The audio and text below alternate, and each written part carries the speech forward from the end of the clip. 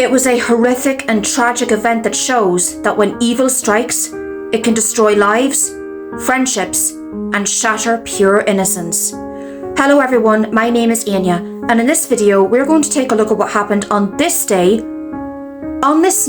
in the year 1993. The murders of Jennifer Ertman and Elizabeth Pena.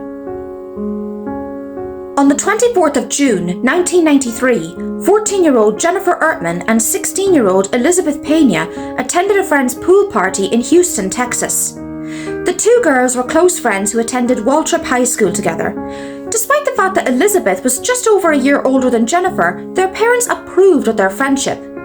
Elizabeth's father would go on to say that he considered Jennifer a great influence on his daughter.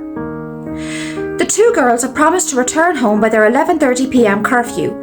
Realising that they were going to be late, they left the party and decided to take a shortcut by following some railway tracks and cutting through a park known as T.C. Jester Park.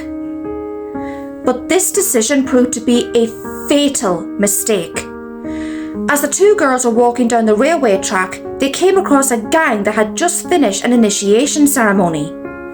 The gang was known as the Black and White Gang, and one of the members, Jose Medellin, spotted the girls and tried to engage Elizabeth in conversation. When Elizabeth ignored him and tried to move past, Medellin grabbed her by the neck and dragged her down a gravel decline to where the other gang members were waiting. Jennifer, realising her friend was in trouble, ran back to help, only to get grabbed herself and dragged down to where the gang was waiting for the girls. Stop and think for a moment now. It had been at that point where Jennifer could have fled. She could have easily run away and escaped unharmed. But instead, she chose to go back and help her friend. That just shows how loyal Jennifer Ertman really was to her friends. For the next hours, both Jennifer and Elizabeth were brutally and mercilessly tortured and raped by all 6 members of the gang. It's said that both girls tried their best to fight off their attackers, kicking, punching, and biting as much as they could. After an hour, the gang leader, a man by the name of Peter Cantu, ordered that the two girls be killed as he realised that they could potentially identify them as their attackers. The two girls were then dragged into a wooded area, and despite Elizabeth's attempts to plead for their lives, they were then strangled to death.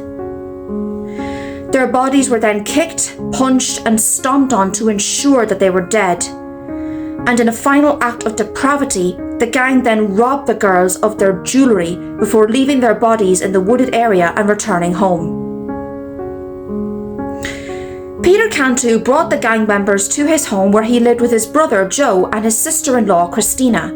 Christina was surprised to see the men bloody, battered, and quite shaken a little as a result of what happened. Jose Medellin bragged that they had attacked and raped 2 girls in a park and said that he felt happy to have killed them. Shocked at what she had heard, when the men left, Christina Cantu persuaded her husband to report this incident to the police.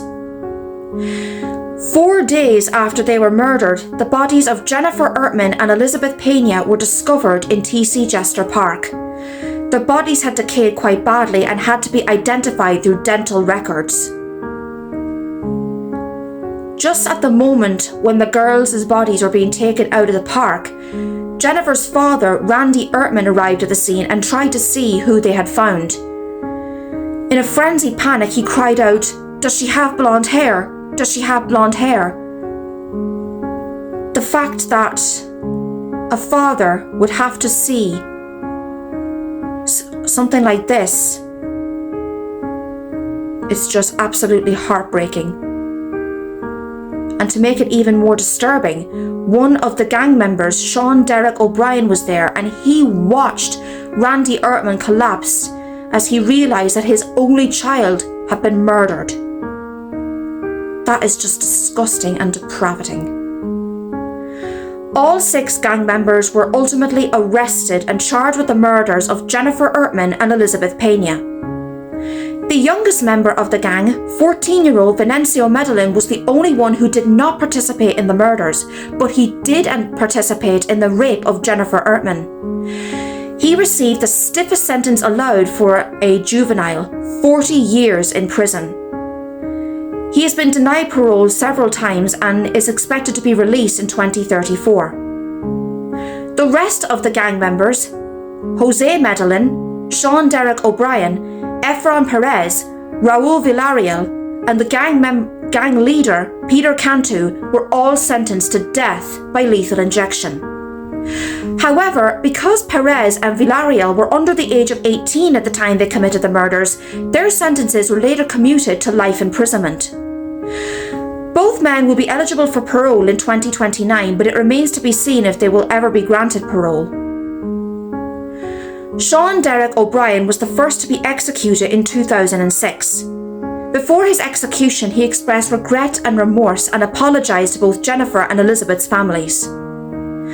Adolfo Pena, Elizabeth's father, would go on to say that he wished that O'Brien could have died the way Elizabeth had died. After multiple appeals, Jose Medellin was executed in 2008. The gang leader, Peter Cantu, was finally executed in 2010. He offered no words of regret or remorse and showed absolutely no shame in what he had done to Jennifer and Elizabeth. Elizabeth's father would go on to say that 17 years was a very long wait to see justice for his daughter and her friend. A memorial plaque exists for both girls at Waltrip High School where they attended classes together. There is a memorial as well to the girls in T.C. Chester Park where they were attacked. The murders of Jennifer Ertman and Elizabeth Pena shocked the community of Houston, Texas. And this event goes to show that when evil strikes, it can destroy lives, friendships, and shatter pure innocence. Thank you so much for watching this video. I really appreciate it. My name is Anya, and we just looked at what happened on this day.